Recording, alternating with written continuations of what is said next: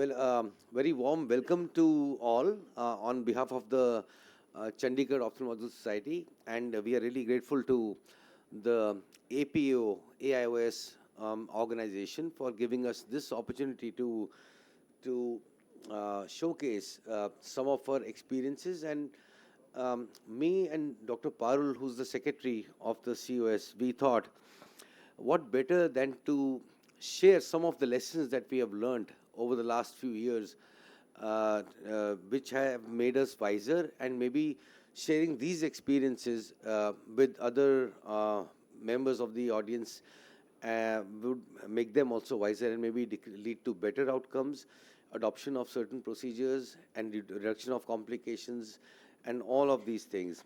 So keeping that in mind, we have a very eminent faculty here for the talks, and we have Professor Mangatram Dogra, who has been a specialist, especially in ROP, and I think he's one of the pioneers and father figures in ROP management in the country.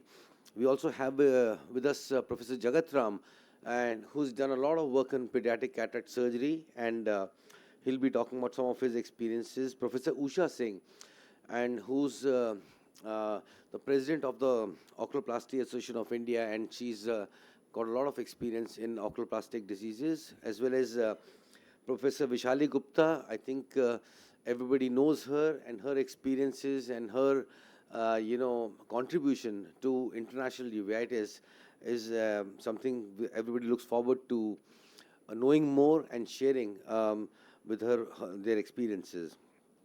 Professor Chintan is with us in cornea and refractive and cataract unit in PGI, and she has a lot of experience in corneal imaging, which she'll be talking about. Professor Parul Ispujani, and she is a consultant and professor at the Medical College, Sector 32, Chandigarh.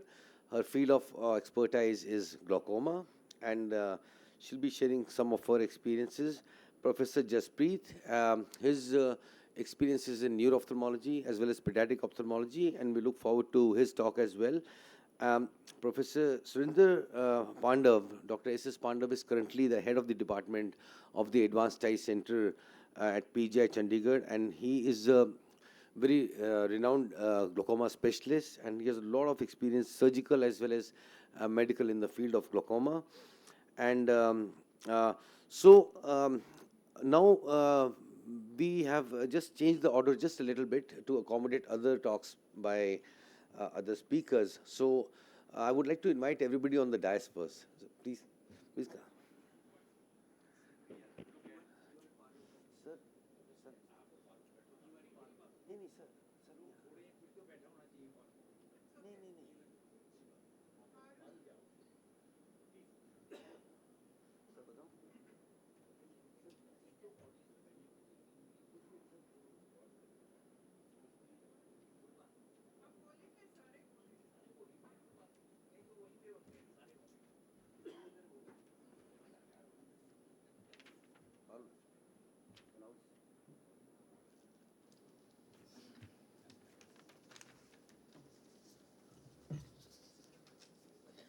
Start with Jaspreet.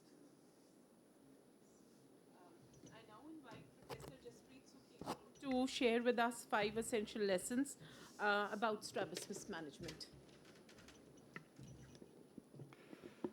Good afternoon. First of all, thank you to the President, Dr. Amit Gupta, Dr. Parul, for accommodating me. I have to go for another session. So thank you, and very kind of you. And thank you to my seniors, Professor Dogra, Professor Panda. Thank you. And so I won't take much time. This is, what is the timer? The timer is?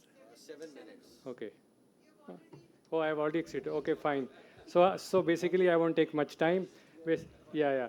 So basically, what we are, something new is that obviously the newer imaging modalities basically are helping us to plan our surgeries better. So we have now the surgical techniques which have improvised, and we are shifting from a cosmetic improvement to a functional improvement, which means fostering binocular vision and stereopsis.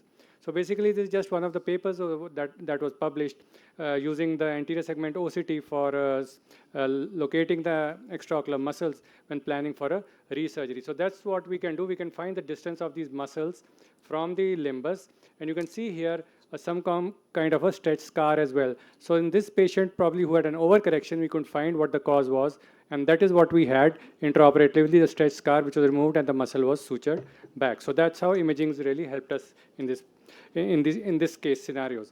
So coming to some of the surgical procedures, well, you have something like the heavy eye syndrome. A lot of procedures have been done. So this eye, the patient is highly myopic, eye doesn't move out. You had different procedures for doing all these things. But the newer procedures that has come up is basically what we do is the zip loop myopexy. Here what happens is the superior rectus and the lateral rectus, basically the superior rectus is shifted nasally and the lateral rectus is shifted inferiorly. So you have to basically bind those two with either using some kind of a non-absorbable suture or basically doing a zip loop. That means zipping the lateral rectus and the superior rectus so that the globe is pushed centrally. So that's how basically what is done. This is just to show you the animated picture of what basically when you do the two muscles. It was initially done, just put a band here or just suture it, but what you're doing is zipping both the muscles so that a broader area is covered. So you can see here what happens. We just done one eye.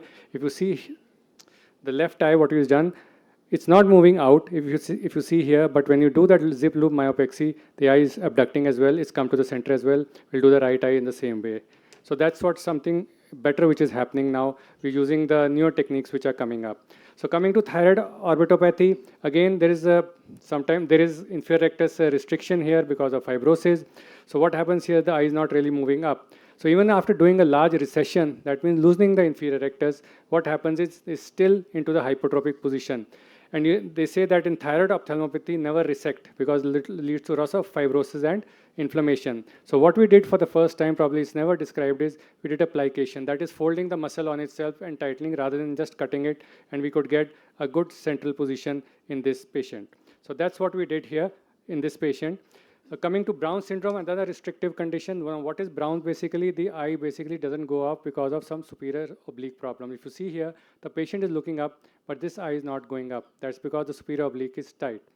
So what happens here is you do a split lengthening. That means in the superior oblique muscle, what you do is lengthen the muscle by about 10 millimeters. So you split half here, the superior oblique, and split half here. So it lengthens here. So that's what we did in this patient. And that's how, if you see the post-op position here, this eye is not going up, it's down. What happens here? The eye is centered and the eye started to go up.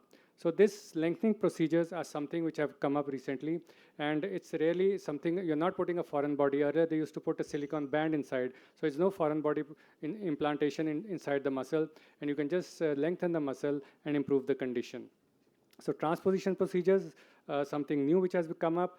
Again, we had described option for, because in third nerve palsy, we just have one, what is lateral rectus, that is functioning because that's supplied by the sixth nerve.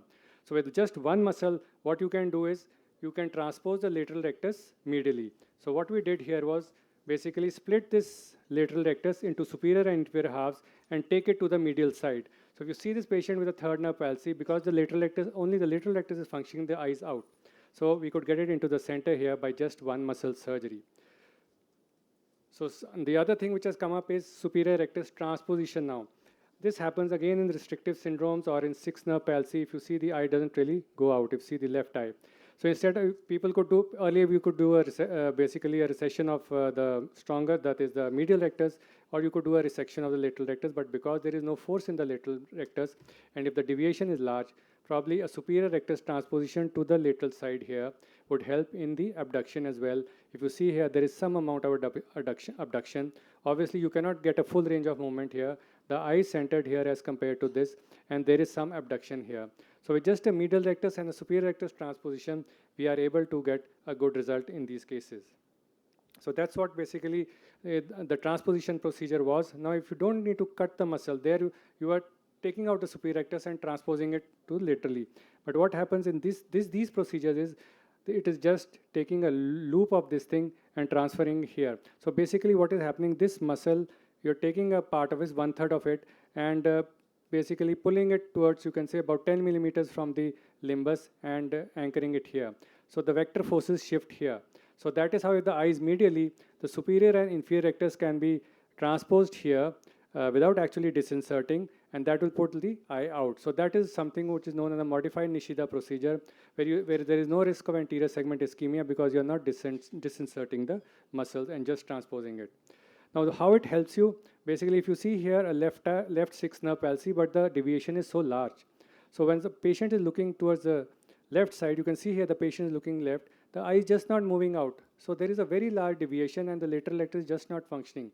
Now, if you do just simple procedures like loosening this muscle or maybe transposing the superior rectus and to the lateral rectus, it really won't work because it's such a large deviation. So basically, because of this procedure, when you're not disinserting the muscle, we could easily do a 4 muscle surgery here. So basically what we did here was, we loosened this muscle, basically the medial rectus which is pulling it. We did a Nishida for the superior inferior rectus. So Nishida was again, this is what we did, here and here. So we loosened this muscle, we pulled this muscle here, the superior inferior rectus, and we plicated the lateral rectus. That means folded and tightened it on itself. So the problem is there is no risk of anterior segment ischemia. The problem is with these muscles is that if you disinsert them, there is anterior segment ischemia. So we could get, you can say, straight eye. So basically, I'd like to conclude here by saying that OPD imaging in the form of AIOS2025 is a quick investigation to plan surgery. With binocularity, improvisation in surgical procedures are helping achieve it. Only one muscle surgery can achieve good cosmesis in third nerve palsy, which was really difficult.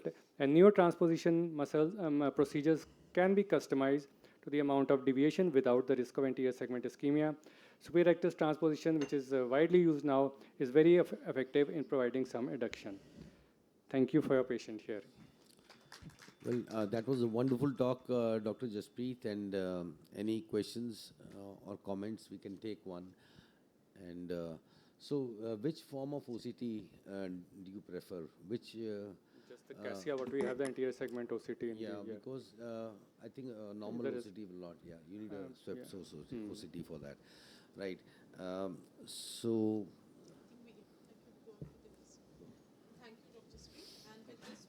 To the next talk, I invite Professor Vishali Gupta to enlighten us about 5 lessons learned on retinal disorders.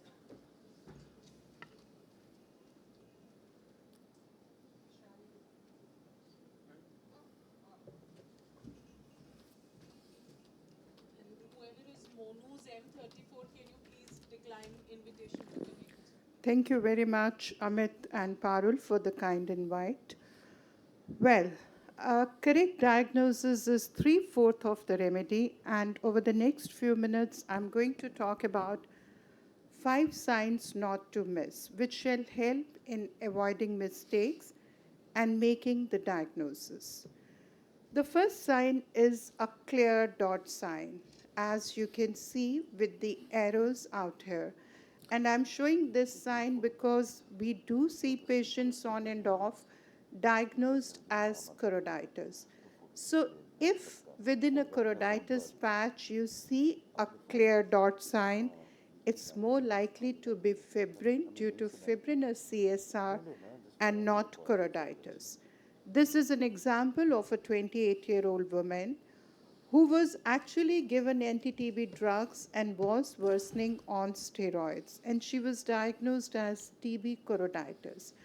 Now, if we look at those arrowheads indicating the clear dots, and we look at the configuration, this is a linear. Choroid by anatomy cannot be linear. So this is in the subretinal space, and she did have exudative detachments. And when you do fluorescein, the dots are hyper to hyper. Choroiditis will be hypo to hyper. So what was missed? The clear dot was missed, diagnosed as choroiditis, TB test done, came out to be positive, treated for ATT, steroids added, worsening on steroids. So how did we correct the mistake? We stopped all treatment, and this is what it was on stopping all the treatment. So then I also wanted to look what was the clinical picture. When was she misdiagnosed, or did she develop CSR after choroiditis? And this is the original picture. Actually, it was a straightforward multifocal CSR which had fibrin and which was misdiagnosed as choroiditis. The second sign which you should not miss is ILM drape sign. And again, the arrowhead indicates once you see this ILM drape, this is a sign of retinitis. It's mostly infective and mostly viral. Now, this is an example of a 14-year-old child, decreased vision in the right eye for last 3 months. You can see there are patches of retinitis as if retina is being eaten away. And you do OCT, you see this retina is eaten away. Please do not diagnose it as macular edema, because we have had patients diagnosed as cystoid macular edema. But if you see this break and ILM drape, this is viral retinitis, mostly due to measles virus.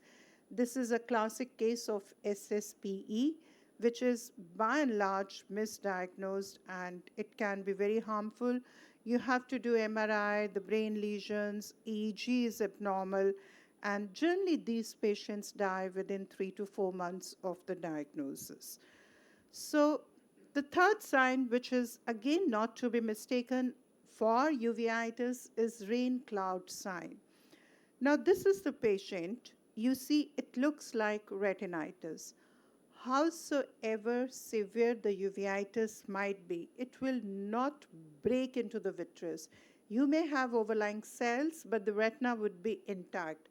But once you see these cells breaking through, this is more of an endophthalmitis and not uveitis. This is an example of a 42-year-old man with a history of fever diagnosed as dengue.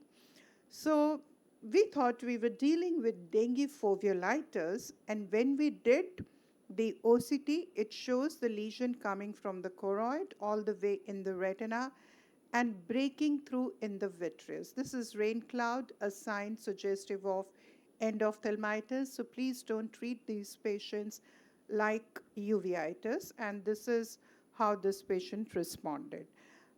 Just in passing, this is dengue foveolitis that does not break through into the vitreous, unlike endophthalmitis. The fourth sign is if you are seeing microcysts, which are in the nerve fiber layer, this is not macular edema. Macular edema is in the outer plexiform layer. Now, this patient actually was referred as macular edema, but you see, it's the nerve fiber layer which is thickened, and there are microcysts in the nerve fiber. So if we go back to the patient, he was a case of a 24-year-old X-linked chronic granulomatous disease, which is supposed to have recurrent liver abscesses, and the patient was on lot of therapy for systemic diseases, itraconazole, Septron, Clox, and linezolid, and he developed this lesion.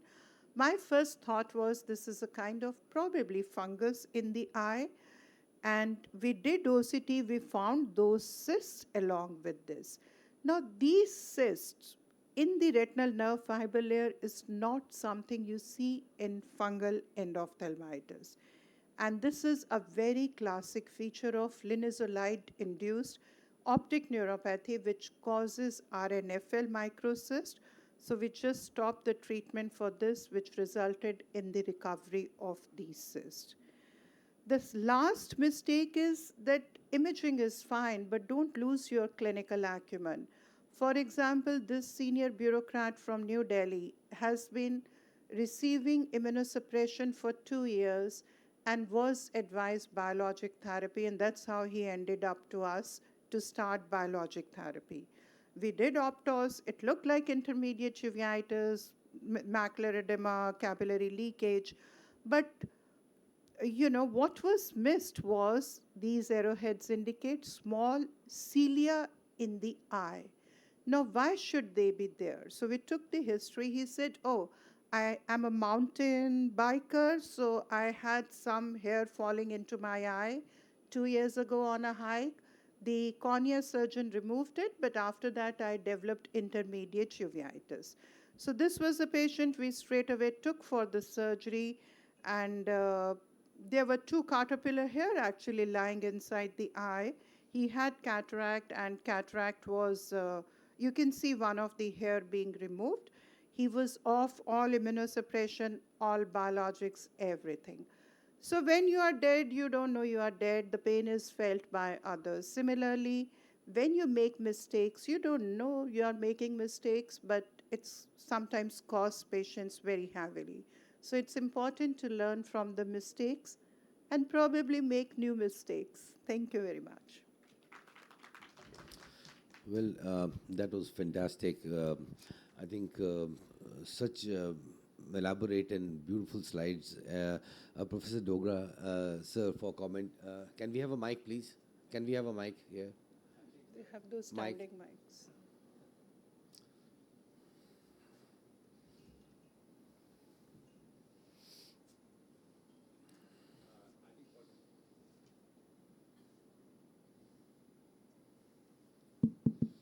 What Professor Vishali has just now demonstrated, and I always like her way of presentation. These are the cases which teach us a lot, and that is what stays always in the mind.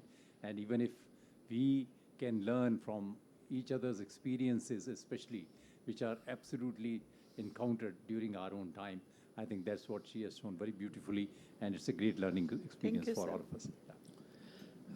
Thank you, ma'am, for sparing the time and coming here, being busy in so many other sessions.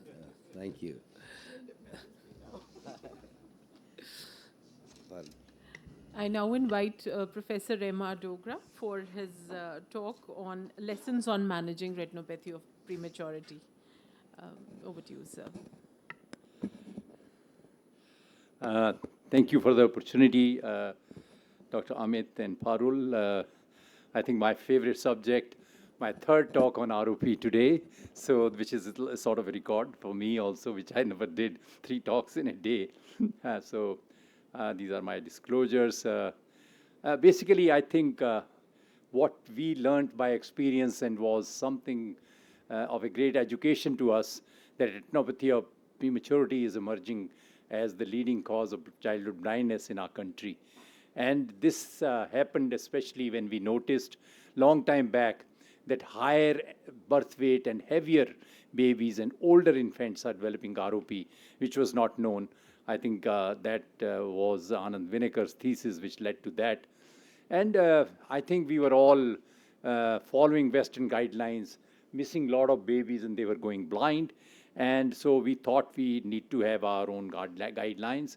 So you can imagine how the guideline changed to 2 kgs and 34 weeks.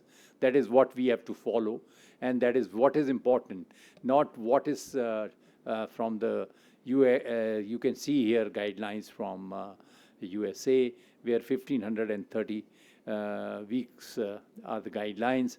And what is important is, I think we have to also propagate this, that this is 30 days, within 30 days, 3 to 4 weeks, eligible infant must be examined, and the examination should be a dilated exam.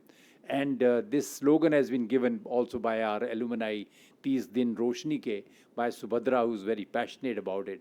And we have a real issue with a lot of special newborn units in this country. Practically every district, more than 800 opened already, where we are getting stage 5 from these places. So I think all the more, if we can propagate and they can send them somewhere, we'll be doing a great job. So anybody who knows indirect ophthalmoscopy and little bit about ROP, they can do this, but we have other like RATCAM and wild field screening as well as smart-based. And of course, Anand did teach about that non-ophthalmologist can do it with his different cameras and certain cheaper cameras available these days. And another issue is that we must document them uniformly. We were very lucky. This was one of the first diseases where the international classification was initially started in 1984 and revised so many times till 2021.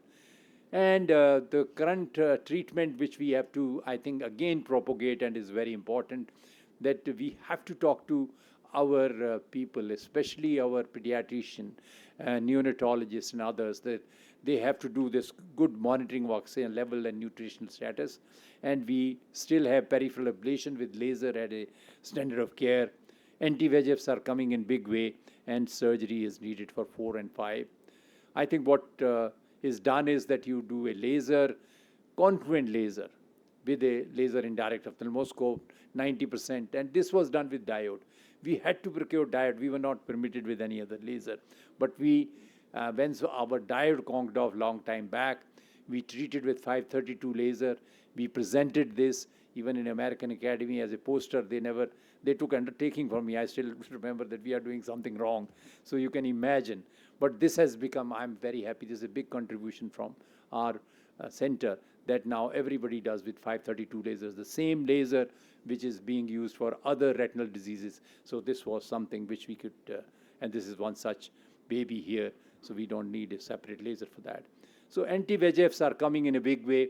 We know that they are slowly becoming more and more acceptable and an easy way. The people are not ready to do laser. It's a difficult proposition. So most would use for aggressive ROP and zone 1. And anti-VEGF injection once given, we wait for the vascularization till the time it has reached wherever. So you'll do less laser, less destruction of retina. But the problem is late recurrences and the systemic effects. And of course, the problem we must remember, if you have done injection, then be prepared for long-term follow-up.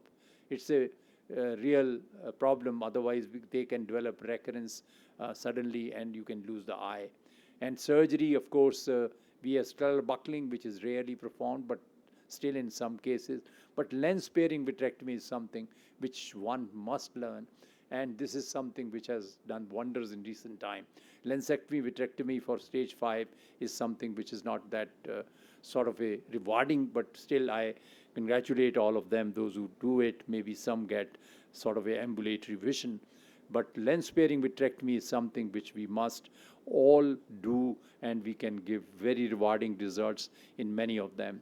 And this is one such case. I think this I operated sometimes in 2017, I still remember, came late, and we did laser, but it was already proliferating, went to stage 4B. You just go in, cut that, and the retina would go back. Otherwise, you can imagine how angry looking it is.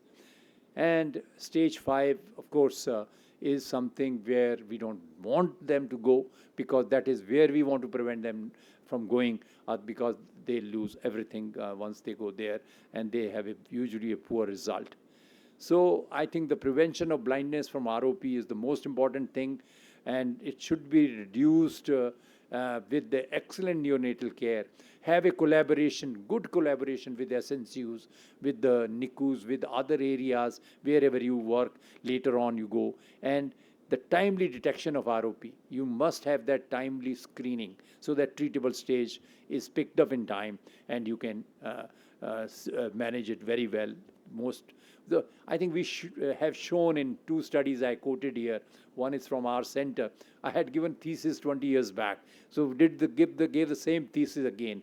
So can you imagine that time in the beginning, the first thesis, not that many lower birth weight babies were surviving. Later on, even very low birth weight. But despite that, the incidence came down from 47 to 22%. So you can imagine that is what difference you can make if you do that kind of a thing. And Anand has also shown the same thing in another study from there. So I think the rest is the concluding slide. I think ROP blindness is preventable in the majority of cases. We have an issue, and higher birth weight babies develop severe ROP in India. And screening is the most important, as I mentioned, according to guideline, country-specific guideline, and manage all cases promptly with laser and anti-VEGF. Lens-sparing vitrectomy, send them early at 4A, stage 4A, 4B. They'll do much better. Don't let them go to 5. And the vitreous surgery, although done for 5, has a poor outcome. So major problems still remain: suboptimal care, for which you have to collaborate, and also delayed screening in our country. Thank you very much. Well, thank you, sir, for such a wonderful talk. And I think sir has been instrumental in so many of the very relevant conclusions. Most important being that higher birth weight babies can also develop a severe ROP besides other interventions. And any questions for sir at this stage? Any questions? Thank you. Thank you, sir. Thank you, sir. And I now invite Professor Surinder Pandav to give his talk on lessons on surgical management of glaucoma. Thank you, CUS. Thank you, Amit, and thank you, Parul. I am supposed to give 5 lessons in 7 minutes that I learned. So I'll straightway go to the first the lesson that I learned. The patient selection is very important.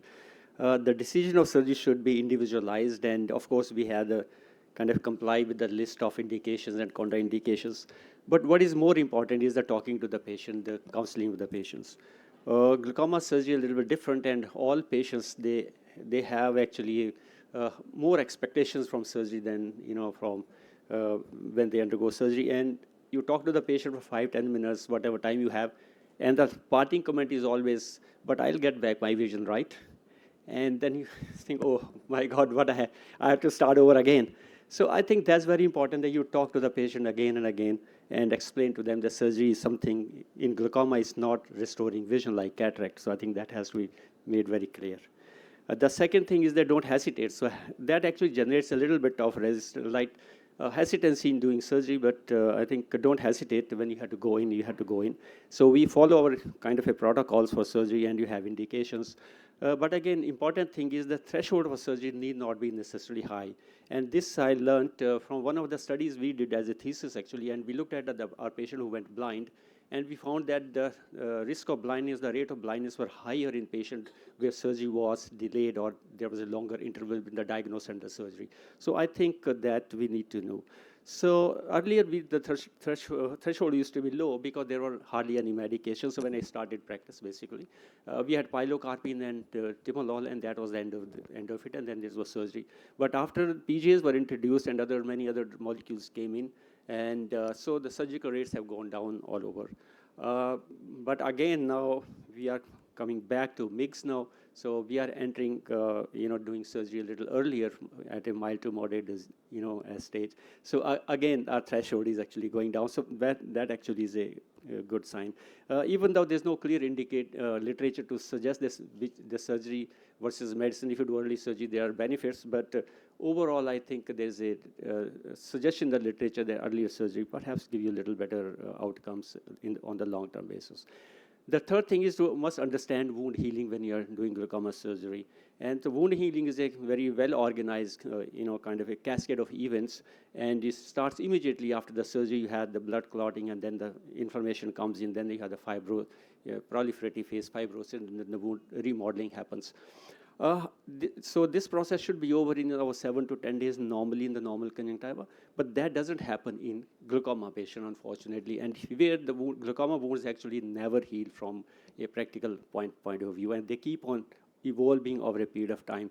So there would be exaggerated response, dysregulated inflammation, extracellular matrix deposition would be more than what you otherwise expect, excessive fibrosis, then there's a bleb there, there's a IOP within that, there's a pressure within that, so the mechanical factors also contribute to this. So I think this is a very complicated process, so I think that has to be kept in mind.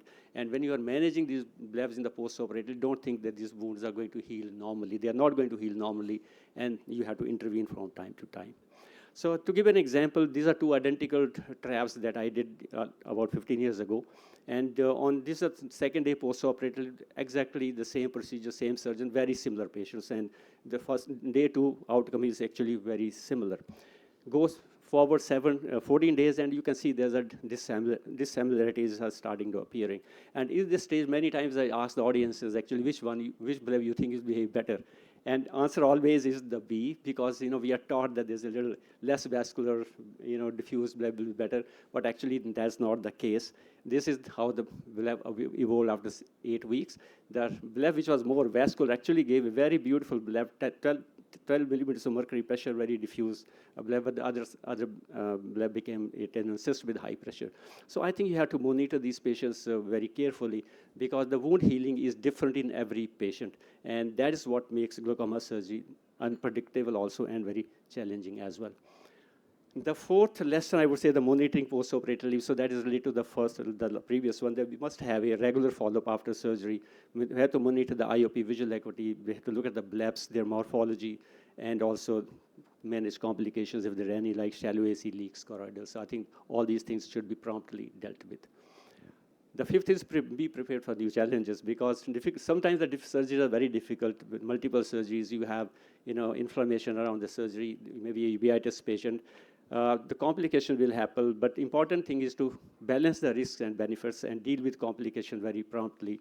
And related complications, they can happen not only early but also late. So here we have an early bleb leak there, and the upper picture is actually after 3 years, the bleb is still evolving. So that's why I said the trabeculectomy blebs, they don't heal, they keep on evolving, and complication also can happen later. So this is the bonus, or the sixth, I would say, lesson, that the learning is constant. And I started with my journey with trabeculectomies in late 80s, and then came my MMC, so we had to learn the use with hit and trial, and we burnt our fingers many times.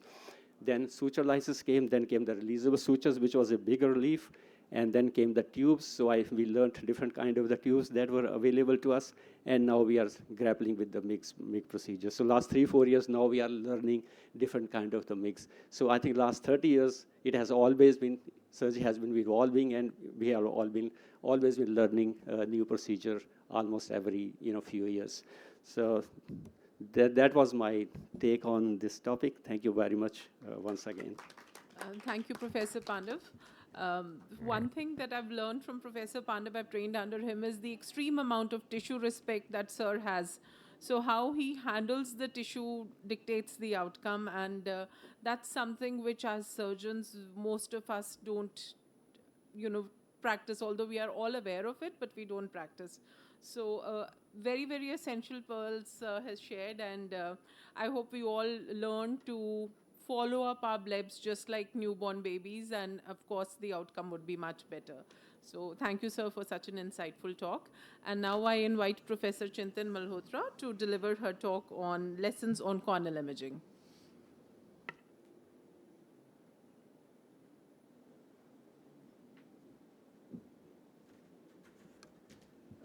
A very good afternoon to all. Thank you, Dr. Amit and Dr. Parul, for this opportunity. Professor Pandav just showed us 6 lessons, and to balance it out, I'll stick to 4.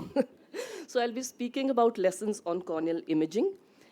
And we have a variety of corneal imaging modalities. Some of them deal with the structure, the others deal with the shape, and the others deal with the biomechanics. I'll just touch upon a few of these, which I find interesting and, something evolving. So mebography, which basically depends on the autofluorescence of mebum by the near-infrared light so that we can see the meibomian glands, I'm beginning to use it more and more as a potential biomarker of ocular surface health. For example, we know that VKC affects the palpebral conjunctiva, especially the upper palpebral conjunctiva, and that's where most of our meibomian glands are located. And we conducted a small study, and we saw that there was a change in morphology as well as dropout of the meibomian glands. For example, we can see they are dilated here, some areas of dropout. And when we evaluated these quantitatively, we saw that patients of VKC had a nearly 3 times greater loss of the meibomian glands than the control patients. And consequently, all the other parameters of the ocular surface, like the lipid layer, the TBUT, and the quality of mebum secreted also deteriorated. So the lesson learned here was that the co-management of the meibomian gland dysfunction needs as much attention as the allergic component in VKC, and evaluating the meibomian glands helps in that. Very similarly, isotretinoin is used in acne patients to counteract the overactive sebaceous gland. The meibomian glands are interestingly modified holocrine sebaceous glands. And so once we studied the meibomian glands in patients on isotretinoin, we saw that over a period of 4 months, there was a significant drop in the concentration, as well as the fluorescence which was exhibited by the meibomian gland. So the isotretinoin, which is why a lot of these patients would have dry eye as well. So mebography can be used as an indirect biomarker of ocular surface health. The second is the role of confocal microscopy in infective keratitis. These are 2 patients who were negative on corneal scrapings initially, and how beautifully the confocal microscopy right in the OPD, almost simultaneous with your scrapings, gives us the results. Hyphae seen in one, acanthamoeba cysts seen in the other. Similarly, microsporidial keratoconjunctivitis, even before we go in for a scraping, these can be seen bright ovoid bodies on the IVCM, which resemble the spores seen on the KOH and calcofluor white stain. nocardia, which often may be misdiagnosed or not picked up easily, this can be picked up on confocal microscopy, and it so resembles the beaded structures which are seen on the H&E stain. So IVCM is an invaluable, I would call it a pre-laboratory diagnostic tool, because it causes a significant shortening of the diagnostic delay and hence improvement in the patient outcomes. It's especially useful in culture and PCR negative keratitis, deep lesions which are not accessible to sampling, and organisms which are difficult to culture or take long to culture. The only downside being that most bacteria cannot be detected because they fall below the resolution of the confocal microscope. The third thing which we've learned over years is using AIOS20 for lenticular disorders. We are all familiar with using AIOS20 for the corneal disorders, but swept-source OCT has really changed our management of the lenticular disorders because it allows us to image in a single scan right from the corneal apex to the posterior capsule of the lens. And so traumatic cataracts, white cataracts, all complicated situations can be managed with a greater degree of finesse and insight. For example, this is a 32-year-old male patient who developed a cataract suddenly after 1 month after receiving an intravitreal steroid.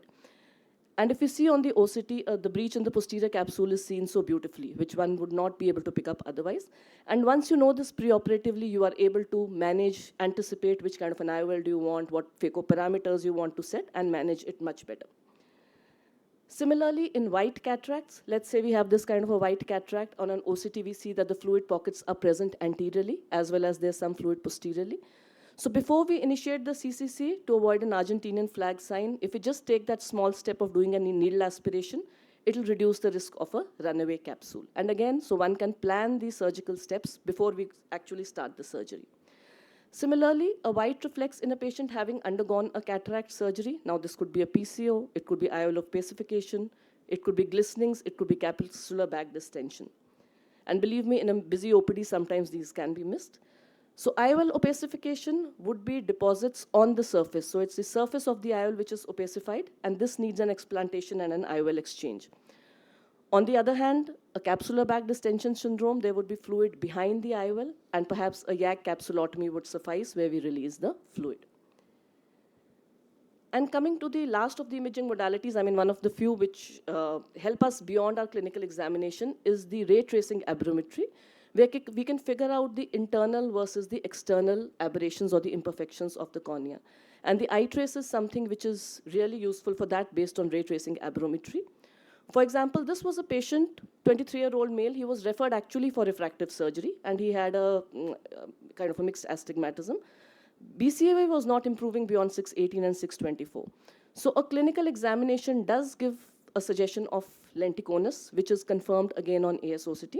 But that's how imaging modalities, if used complementary, can help in the diagnosis. So the aberrometer, the eye trace, is the only one which can tell us. We see the internal aberrations, the one on the side, the internal aberrations are very high, and which means that the source of the error or the poor vision is basically arising from the lens. And this further explains it, how the internal aberrations and the quality of vision arising from that is poor. Now, once we know this, this gives us the confidence to plan and even, in fact, go ahead and plan perhaps a multifocal or an EDOF IOL, which otherwise we won't have the confidence. So in this case, because we were sure that the aberrations are arising internally, we went ahead, did a clear lens extraction. You have to counsel the patient, of course. And the Symphony IOL was implanted, and the vision was 6.6 with a 0.5 refractive error. So that's how this helps you to see beyond what you can see in your clinical examination. So to summarize, imaging is invaluable in managing our patients better. We need to know which imaging to use when. However, imaging should complement the clinical examination and not vice versa, which remains true for any patient and any procedure that we do. Thank you so much. For this beautiful images from AIOS20 and quite an insightful talk on corneal imaging. Any questions now, since we have a build-up of the audience? And in the meantime, Professor Jagatram has just joined us. He'll be taking the next talk, which is lessons on pediatric cataract management. And you know, these gadgets, as we call them, these investigative devices, I think they're similar to what an indirect is to the retinal surgeon.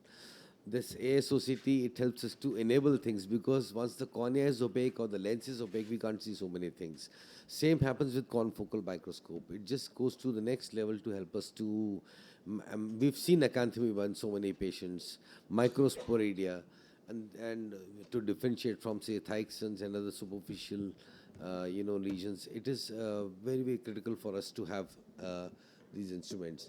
To move on, Professor Jagatram is, I think, the initial person who brought pediatric cataract surgery in such a scientific way to India, and sir has contributed a lot. He has written a very impressive book on pediatric cataract surgery, which is, I think, read by all the people who are practicing pediatric cataract surgery.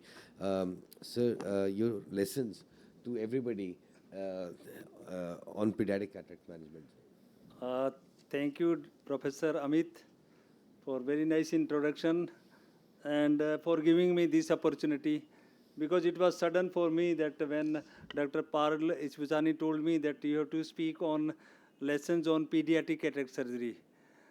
And I will be, whatever I have learned over the last 45 years in pediatric cataract, I will be giving only the outline of that. These pediatric cataract children, they come to us, and when it is absolutely clinically significant cataract, majority of them, they have bilateral cataract. About 10 to 15% of them, they have unilateral cataract. So each of the child, we have to keep in mind documentation or morphology of the cataract. Over a period, we have realized that what we have to do, you can say each of the child's eye we have to dilate to see the morphology, whether it is a zonular cataract or whether it is a lamellar cataract or whether it is a posterior lenticonus or whether there is PHPV. And you may find these subluxated cataract or lenticular coloboma, and these are the issues which can be ruled out or documented after dilatation of the pupil. Then what is important? Timing of cataract surgery. If it is an infant, particularly infant with visually significant cataract, mostly we operate 4 to 6 weeks after birth, provided child is fit for anesthesia. Early surgery particularly help to reduce amblyopia. Each time we have to counsel the parents, because it is pediatric cataract surgery is different than the adult cataract surgery. So it is most vital, whether it is parents or guardian, we have to do thorough counseling as we are performing cataract surgery in the growing eye, which differ from the adult. There are a lot of post-operative changes in the refractive error, and there is a need to change the glasses because there is change in the axial length of the eye and changing of the parameter. Then we have to also deal with much more complication, post-operative complications such as PCO, glaucoma, optic capture, myopic shift, and amblyopia, particularly in unilateral cataract, even sometimes bilateral cataract. And their follow-up is very, very important. When we should implant IOL, child with visually significant cataract, when visual axis is involved, and when not to choose IOL implantation or you choose aphakia. Indication: if axial length of the globe is 17 millimeter or more, if corneal diameter is 10 millimeter or more. When to choose aphakia? If axial length is less than 17, corneal diameter is less than 10 millimeter. If there is a microophthalmos, there is microcornea. and infant aphakia treatment study recommend implantation of IOL in children not less than 7 months of age. These are the children where there is a microophthalmia and microcornea. Cornea is 4 to 5 millimeter in these or so these are absolute contraindication for doing IOL implantation. These are some of the issues of concern in children, that axial length grow rapidly in the first 2 years of life. There may be marked capsular fibrosis. Posterior capsulotomy has to be done with anterior vitrectomy in younger children. Uncooperative for these children may be uncooperative for biometry. Spectacles compliance is an issue, and then of course amblyopia management. Then comes the optimal approach for determining the IOL power calculation in infant. These are some of the issues or the studies which you have to take into consideration. You have to keep the child hypermetropic, because child will develop myopic shift over a period of time as there is increase in the axial length of the globe. You may use handheld keratometer or this IOL master where the child is cooperative. Whether you use SRK2 formula, SRKT, Hofer, Haggis or Barrett, studies by Emmy Wilson has shown that it gives almost the same result. But over a period of time, we are using SRKT formula because initially we were using SRK2 or Barrett in most of the eyes which are grown.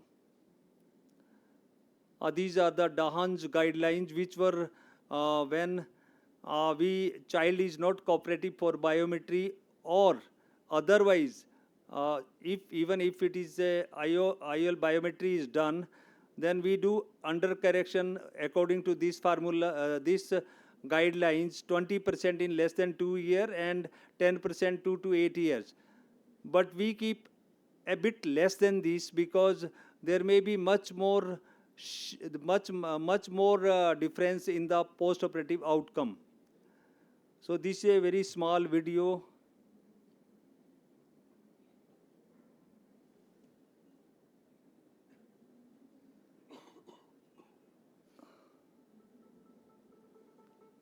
This is just one small video clip which I will show.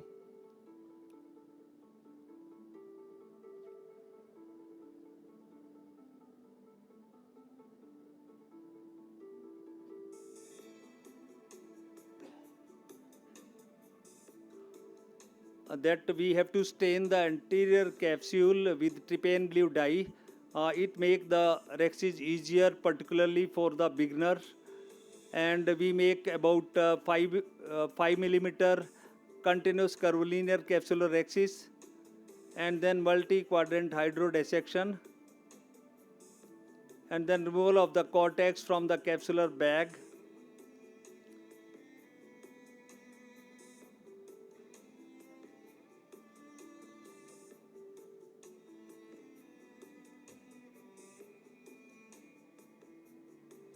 And then we make a little small nick in the posterior capsule after filling the capsular bag with viscoelastic, and make posterior continuous curvilinear capsular rexes about 3 to 3.5 millimeter.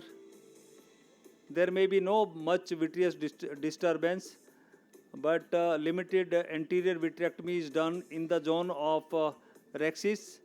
And then every case we implant hydrophobic acrylic IOL. We avoid implanting silicone IOL in these cases.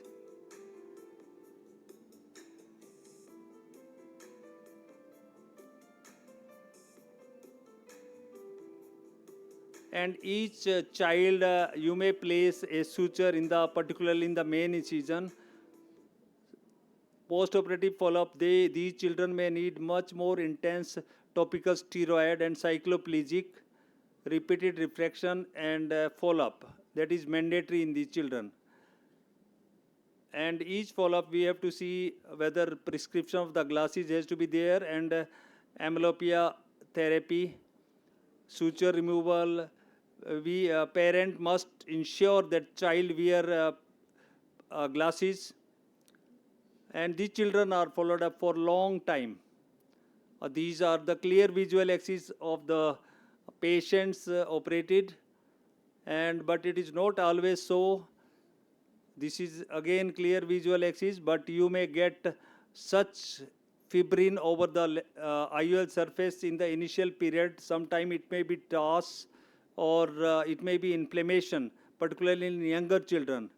This may be, a child may get PCO, so you have to do ND-YAG laser capsulotomy, or most of the time it may be surgical capsulotomy.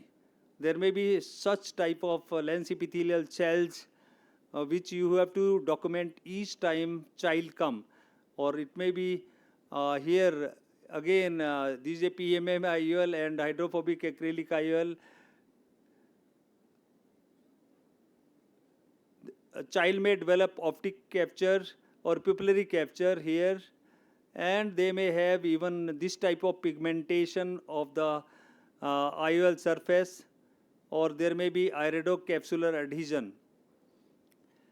And occlusion therapy is mainstay to achieve the optimal outcome, especially in unilateral cataract. These, glasses, phakic glasses where child IOL is not implanted, how parents manage in JIA. So follow-up is very, very important. Surgery is the first step. The follow-up is lifelong. Treatment continues beyond surgery. Most importantly, the word of Ellis are worth remembering. Young children with an IOL in place are a unique clinical responsibility of ophthalmologist. Long-term follow-up is essential. This is a child of double crystalline lens which I have followed for 10 years. And another child, when this boy came, it was only infant, and now he visited me only few days back. More than 17 years of follow-up. And this child was operated in 1997, and this now he has completed his MBBS. That point of time I did primary posterior capsulotomy and anterior vitrectomy, and he continued to have 6/6 vision, although there is a myopic shift minus 1.75 and minus 1.5 diopter. That is helpful for near for him. So these are some of the issues which I can say.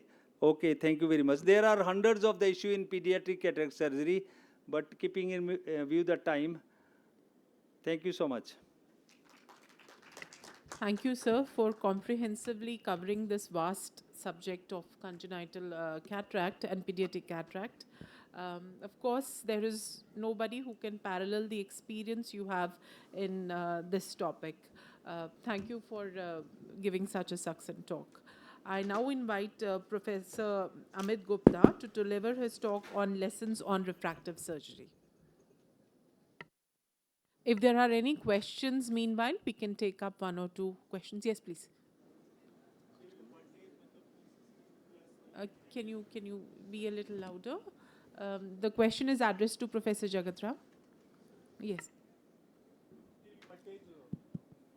Till what age PCC plus limited anterior vitrectomy is done, and only PCC and not even PCC? Matlab, what is the cutoff for the age? One hand mic, please.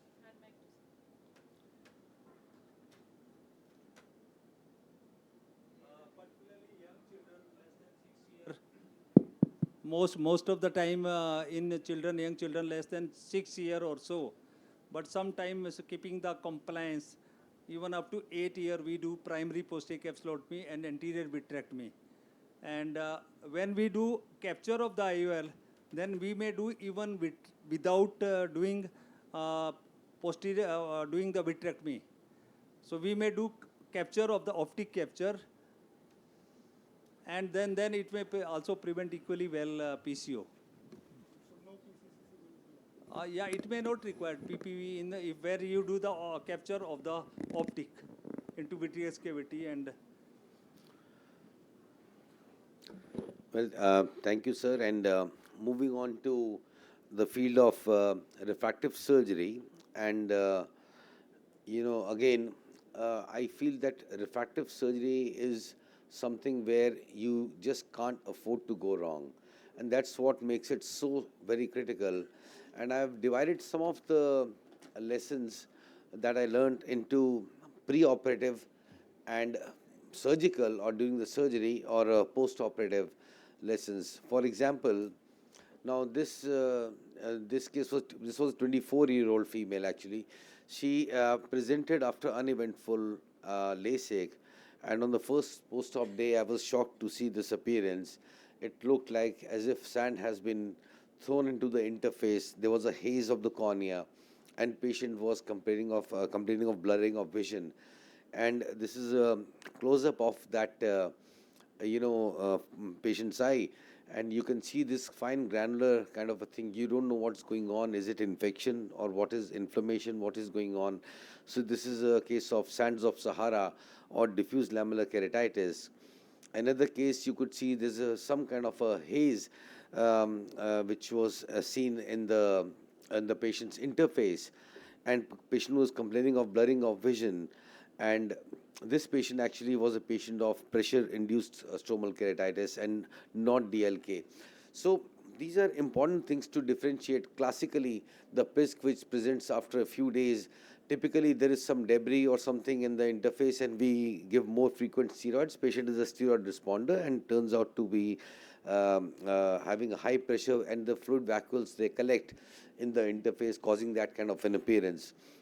Another case which I had many years ago, and this was a patient on the first post-op day presenting with bilateral infiltrates, in the interface. You don't know what to do with them, whether to treat them with steroids or antibiotic. Are they infective? Are they non-infective? So this is a case of a peripheral non-infective kind of keratitis in a patient of LASIK.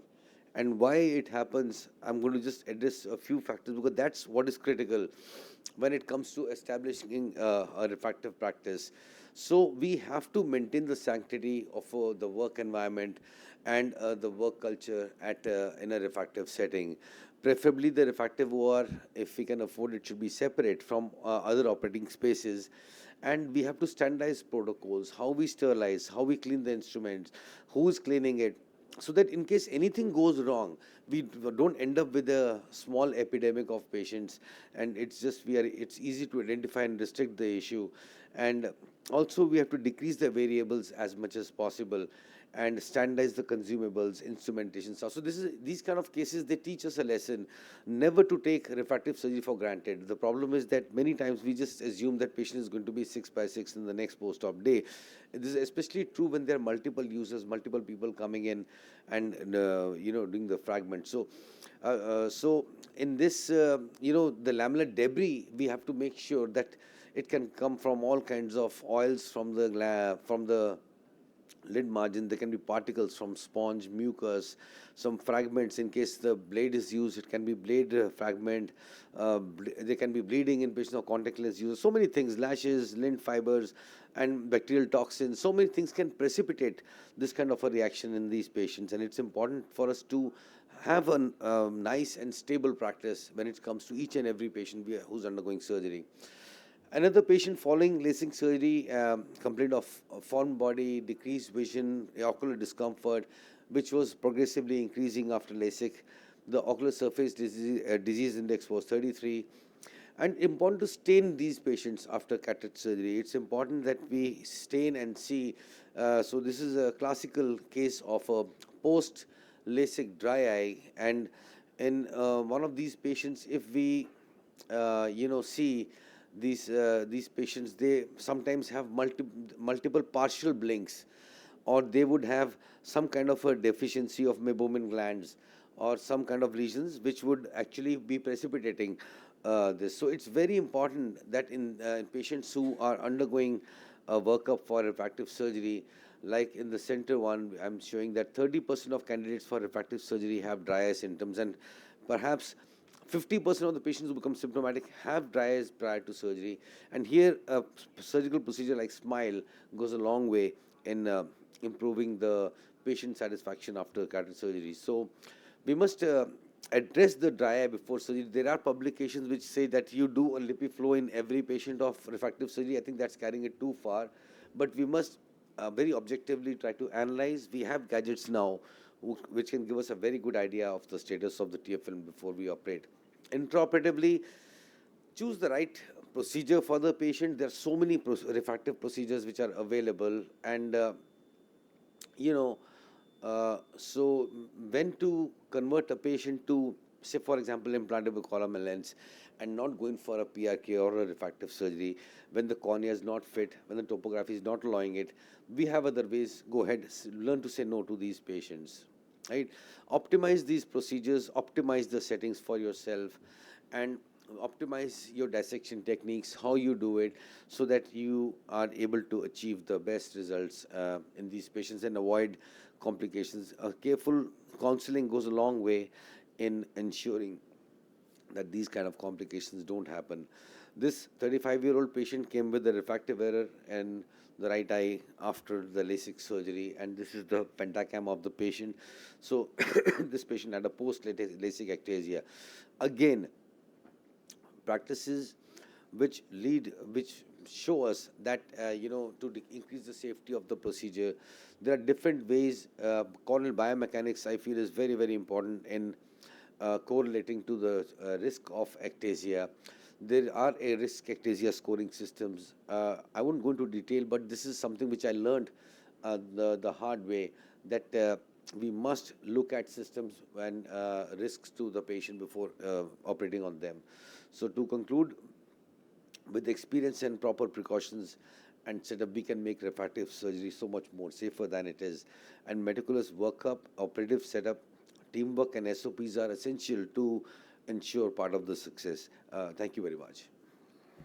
Thank you, Professor Gupta. It's really the expectations of a patient of refractive surgery are much more than any other surgical aspect of it. So if there are any other questions for Professor Amit, you're free to ask. We have some time. Anyone? Thank you. So I now invite Professor Usha Singh to deliver her talk on lessons on various oculoplastic disorders.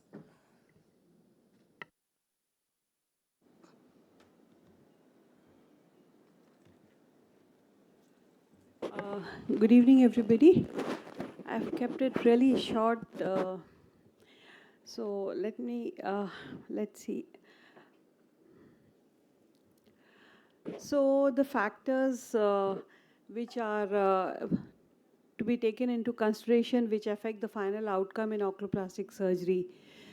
First and foremost is to have a thorough knowledge of the anatomy, preoperative planning with attention to imaging especially, and adherence to principles of surgery reconstruction is mandatory. Preoperatively, systemic workup, a complete systemic workup with attention to comorbidities. As we know, the orbital surgeries may be orbital diseases. They are connected to the system, and there may be a lot of systemic disorders we are presenting in the orbit. So we need to have a complete systemic workup, and medications, what patient is taking, and whether and any alternative medicine, because some of these alternative medicines and home remedies, they increase the bleeding time, so you could have problem on the table. And connecting with the patient on the very first consultation itself, and that helps to set the tone, and that's when the patient is taking his decision whether he wants to go ahead or not.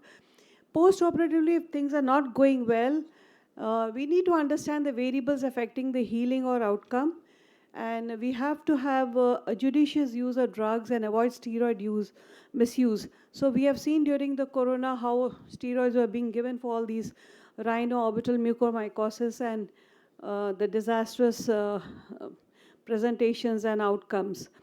So in some cases, listening to inner intuition also guides. Of course, it cannot replace the evidence-based medicine, but it can help take a decision, even though there are not evidence present right there and then. So we need to recognize the risk which should be fatal or disastrous and order further workup, arrange for any backup which we would require, and only take up the case when we are very sure and ready. So correlating the intraoperative findings with imaging and outcome for future learning is an ongoing process, and this learning continues. So we keep learning from our challenges which we face among the cases. So in oculoplastic, the AVM, arteriovenous malformations, they are the most challenging and they have maximum risk. And here is a case of a young 20-year-old lady. She underwent embolization in the AVM and she presented with a recanalization. So AVMs are best managed by preoperative selective angiography with embolization and followed by resection of the nidus. And in certain cases, stereotactic radiosurgery is done. So here is this girl, a 20-year-old girl with upper eyelid swelling, proptosis. Vision was down to 20/40, and she had a proptosis of 8 millimeter, lateral gaze restriction, and we could palpate a bluish mass in the upper lid and pulsation next to it. So, and the conjunctiva, you can see the corkscrew vessels. She also had raised IOP, and so she was a known case of AVM of the orbit and had undergone embolization of the lesion 4 years ago. And she came with recurrence of symptoms for about 1.5 years. So this is the palpation where we could feel a bluish, it was visible, bluish hard mass, and just the pulsation next to it. So the past treatment, when she had come 1.5 years ago, she had undergone selective angiogram. We can see over here that you can see that the dilated vessels are there, all the extraocular muscles are thickened, and you can see a dilated superior ophthalmic vein and a dilated ophthalmic artery as well, the branches of the ophthalmic artery. And in this photograph, on the other side, you can see the onyx cast, which is lying right in the preseptal region. So they had put an onyx over there. That is ethyl vinyl alcohol, which is mixed with some tantalum powder to make it radio opaque. And so when she presented to us, so we got a DSA done, and you can again see the onyx cast over there, which is very anterior. And it is in the subcutaneous tissue, and there's a single inflow and outflow channel. So, and this is very clearly visible on this CT image. So the final plan was to ligate and clip the feeder vessel and remove the onyx cast. So when we did a workup, this young girl was very lethargic, and she was a bit obese and anemic. And we put her on hematinics, but she didn't improve much. So there was something like, that gut feeling which comes only with experiences that something is not right. So, and we knew that there was a risk of bleeding. Moreover, she was also coming from a very high profile family. And so we just ordered extended hematological workup, and her serum ferritins were low, thyroid functions were normal. So finally, we had a diagnosis of thalassemia minor, which was detected. And so we started a supportive treatment, and it took us almost 6 months to be ready to take her up for the surgery. So when we took up the surgery, it was full of challenge. So now coming to the thalassemia minor, these individuals, they can undergo surgery without significant complications, but it's crucial for the surgeon and the healthcare team to know about the condition to allow for appropriate planning and monitoring. And bleeding is a risk. It is there. So we had a neurosurgery backup, and we had arranged for a unit of blood which was kept ready. And there is a report in 2007, a bloodless surgery in a thalassemia minor patient, because they had done a bloodless surgery using this erythropoietin, recombinant erythropoietin, and they had arranged for preoperative blood donation. They had almost collected 1,000 ml of blood for her. She was taken up for surgery.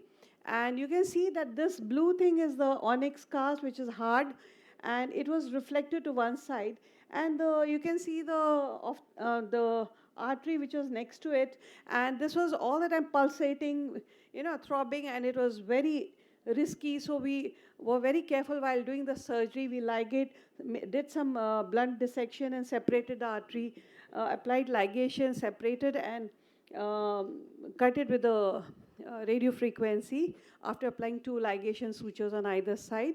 And no blade was used here near this artery. And this was it was done under a microscope. It was very risky, and there's a lot of producing a lot of stress. So this patient responded very well. There was a rapid resolution of signs and symptoms. Immediately, the proptosis reduced by 4 mm. Her IOP also reduced on the very first post-op day, and her lateral gaze returned normal. Congestion decreased, and by 6 months, when the diagnostic cerebral angiogram was done, there was no nidus or draining veins, and though she was still receiving timolol for some raise in IOP. But now she's completed 8 years of follow-up. She's lost weight. She's become very smart and alert, and she's now married. So she's doing well. She's symptom-free. So this is the second case. Second point that I want to say is that we switched to a better surgical technique. So currently, frontalis advancement is being done for LPS, poor LPS action. Normally, earlier we were doing the frontalis sling. There always a problem of slippage and extrusion and granuloma formation and undercorrection. So with this, we shifted on to pulling the frontalis muscle down and suturing to the tarsal plate. So here is a patient with a BPS, and he has undergone in one eye. And this is a patient with a non-BPS patient, and we are pulling the frontalis muscle down and suturing the tarsal plate. So it's been working well. I've stopped doing the sling. And I want to share another patient. Here's a 67-year-old male patient. He came with mild ptosis in one eye. But when we examined the lateral canthus, there was a slight pucker. And when we just stretched the skin, and we can see that it was puckered to the bone, underlying bone. And there's a mild tractional ptosis was there. Compensatory lid retraction, the opposite, no comorbidities. Incision biopsy we did, and it reported a BCC. So we did in the first stage, since it was a very small 0.5, so we did a wide surgical excision, and histopathology reported that the superior and lateral margins were positive. So the second stage, we took up for a frozen section control with wide surgical excision, including the periosteum. So there was a large defect which was left, so we had to take this fixed forehead flap in such a manner to cover both the defect in the upper lid and the lower lip. So here is a large defect, and you can see there's a bare bone.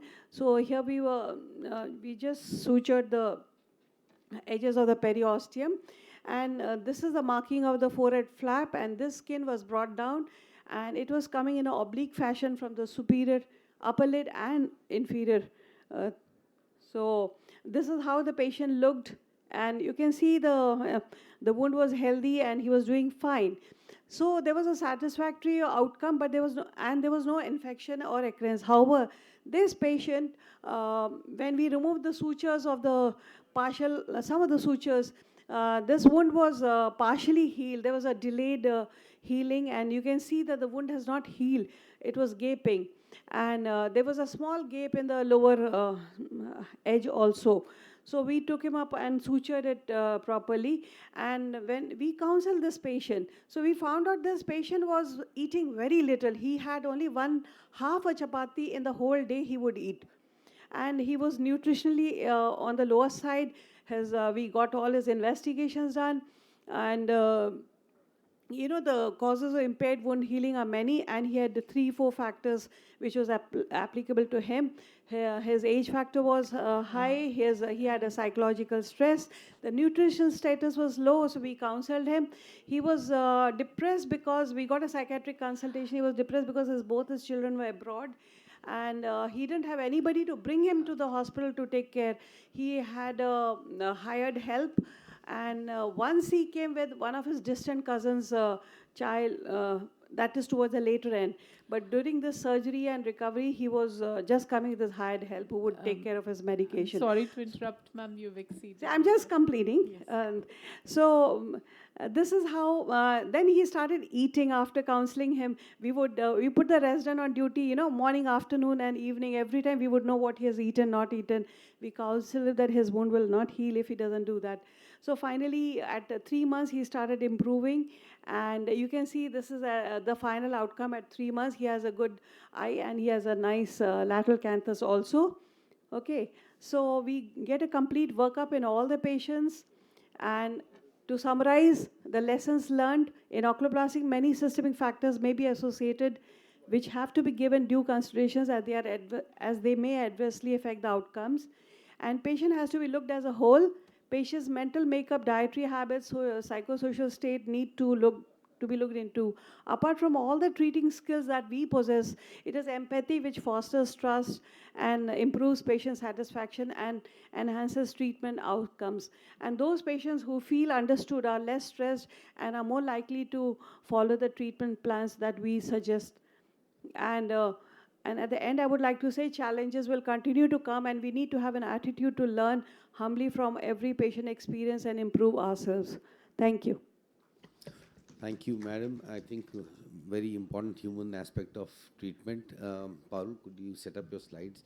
So I think very, very important underlying statement for treating patients. And the last talk for today is by Dr. Parul Ichpujani, and she'll be giving a few lessons and tips on neuro-ophthalmic disorders.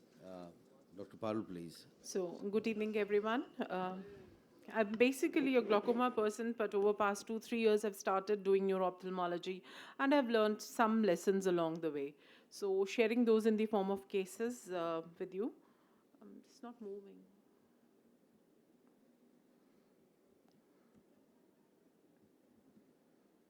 Sorry. So this is a young female who presented with left-sided grade 3 facial nerve palsy with extreme headache, and rest of the examination was unremarkable. She had grade 2 disc edema, and she was recently diagnosed to have PCOD, for which she was not taking any oral contraceptive pills. She was obese, and she was diagnosed to be IIH. And the treatment for IIH and Bell's palsy was instituted. The imaging showed that there was a pituitary gland flattening, which corroborated with the findings of IIH. But despite the treatment that was given to her, even over a period of 1 year, the disc edema did not resolve. And that's something which is very surprising. The patient tried to reduce weight, and despite treatment, the edema was almost stable. So there is something that needs to be thought about when there is prolonged optic nerve edema despite the treatment being given, and the differentials for this scenario included neurosarcoidosis, brucellosis, or Lyme's disease. Neurosarcoidosis was ruled out with normal ACE levels. Her IgM brucella was fine, but she showed an IgM Borrelia which was positive for Lyme's disease. Now, I practice in Chandigarh, and Chandigarh and Punjab belt as such is not an active belt where Lyme's disease is endemic. So this is something which was offbeat. So the test was repeated, and on the repeat test as well, she turned out to be positive. Although the most diagnostic test is PCR, but she couldn't afford but 2 tests repeatedly showing an elevated IgM Borrelia warranted treatment, and so she was started on doxycycline for 21 days, and that led to the resolution of edema.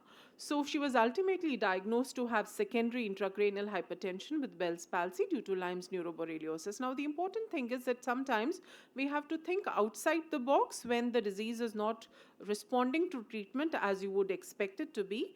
And as clinicians, we must be aware of things that can befit a scenario, even if they are not endemic or expected in the region of your practice. Going over to case 2, a 15-year-old female who presented with marked diminution of vision, hand motions close to face and right eye, and PL and PR in the left eye. She was wheelchair bound, young girl, happy, just 2 days prior to presenting to us. She had a very typical blind stare and listless, but the stare would keep coming and going, and primarily I thought probably she was malingering because that was the time closer to exams. But when we did the imaging, we found that she had bulky bilateral optic nerve complex suggestive of an optic neuritis, and subtle meningeal enhancement was also noted along the midbrain surface. So something was definitely wrong.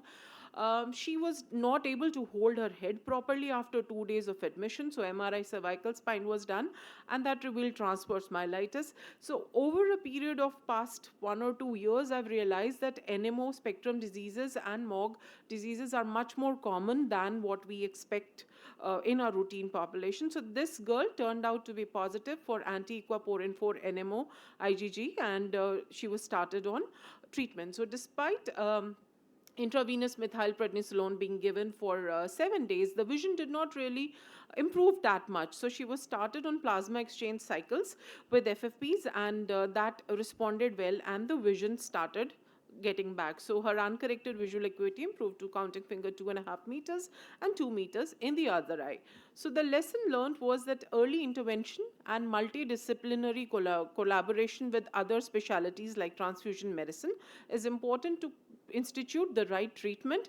Sometimes we just go on giving steroids in such patients thinking that steroids are eventually going to do wonders, but if we pass that window wherein plasma exchange or rituximab or any other immunomodulation that you plan to give, if we pass a particular window, the visual acuity does not improve to the range it would have improved otherwise. Going on to case 3, a 16-year-old female presented with fever, headache, vomiting, and focal seizures. The neurological examination revealed meningeal irritation. CSF analysis was corroborative of tuberculosis. She was started on ATT, and after 2 days of starting ATT, she developed a sudden drop in vision. Now, ethambutol, which we think is notorious for causing vision, does not lead to such sharp drop in vision just in 2 days. So her vision had dropped to counting finger 1 meters. She had ill-sustained pupillary reaction. We can see that the motility was limited, and the VEP also showed a decreased amplitude in both the eyes. On doing her imaging, we found that she had enhancing lesions in the interpeduncular region and the supraciliar cisterns, which were suggestive of opticochiasmatic erycanoiditis.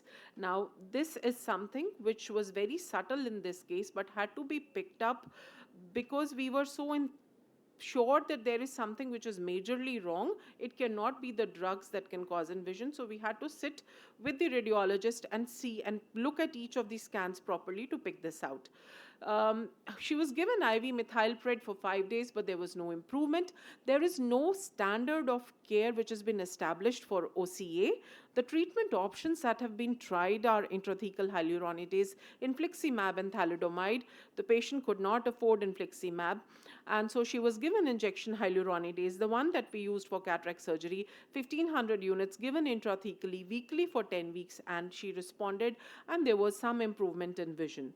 So that's something that we need to keep in mind. We need to look at each of the scans properly when we suspect that the treatment is not working the way it should. So contrast-enhanced MRI is needed for patients who are taking treatment for TB meningitis, for demonstrating OCA, and subtle tuberculomas that can be missed, and treatment can be given accordingly. So sometimes you have these isolated cases and they have these variable success, but you must try each and every possible entity to do the justice to them. So neuroimaging is the key, and you need to look at each scan and maybe learn over a period of time yourself which a radiologist can miss. So case 4 is of a 25-year-old female who had frequent severe headaches resulting in transient obscuration of vision. These headaches were worse on waking up, and she also had tinnitus. She had disc edema. Although there was nothing which was correlating, when I looked at the forehead of the patient and could see these acne, I asked the drugs that she was taking, and she said she was taking oral doxy, topical Clinda, and isotretinoin. Now, isotretinoin is notorious for causing idiopathic intracranial hypertension, and when this drug was stopped, the headache and disc edema resolved in 3 weeks. So it's a good idea to focus and dig out the drug history that the patient is taking, and sometimes it pays to be observant beyond the eyes also. Last case, young child, 7-year-old male, decreased vision with headache. The best corrected visual acuity was counting finger 2 meters. There is grade 2 disc edema, and the patient was strongly positive for anti-MOG IgG antibodies. The imaging showed bilateral symmetrical white matter lesions in parietal lobes and the left occipital lobe, and there was a diffusion restriction in intraorbital part of the optic nerve, suggestive of optic neuritis. Received 5 days of IVMP followed by oral steroids. The disc edema resolved and the vision improved to 636. But 8 weeks later, the child had fever and the vision dropped from 636 to 460. Now, the child was even continuing at this time on oral steroids. So, there was a positive UTOFs phenomenon. The vision blurring was associated with fever spikes. So, we had to take a pediatric opinion. Is it treatment failure or an inadequate response that, but the treatment is working? So, do we need to supplement or step up on the steroids that the patient is taking? Or is the disease activity still continuing and steroids are absolutely not working? So the answer, the pediatricians were also not very sure. They wanted an objective finding to, switch to an alternative treatment. So the answer came from VEP. The VEP of this patient from baseline to 8 weeks later showed that there were some leads which were repeatedly not picking up the response, and there were some parameters now which had dropped and they were having an exclamatory sign along with it. So there was definitely a drop which was picked up by electrophysiology, and the patient was given buffer therapy of IV immunoglobulins 2 grams per kg given over 60 hours, and the vision, the best corrected vision, improved to 6.9 and 6.12. So VP progressively as a prognosticating factor can sometimes give us an answer whether we need to step up or give an alternative treatment. So we need to monitor the disease progression, assess recovery or relapse, and therefore an electrophysiology is very, very important. So to conclude, eye should be considered as a window to the brain. It is very, very imperative that we take good comprehensive history, paying focus on the drugs that the patient is already taking. Understanding the nuances of visual pathway makes us understand which area to target. Interdisciplinary collaboration is a must when we talk of neuro-ophthalmology, and there is a holistic approach to treatment. Visual rehabilitation needs to be done for all these patients, and they have to be followed up for a very long period of time. Thank you so much. And with this, we come to the conclusion of the session. I thank all of you for attending and sitting through. So you've been a very precious audience, because when we came in, there was just us, the speakers. Thank you for everybody who's hung around, and I'm extremely thankful for all the esteemed speakers, because they are stalwarts in their own fields, and they have taken extra time to prepare slides of the lessons that they have learned over their years, and they've been very kind enough to share it with us all. So thank you, everybody, for being here and making this session a success. I would like to invite everybody on stage for a photograph, including the audience. All of you, please join us for a group photograph at the end of the session.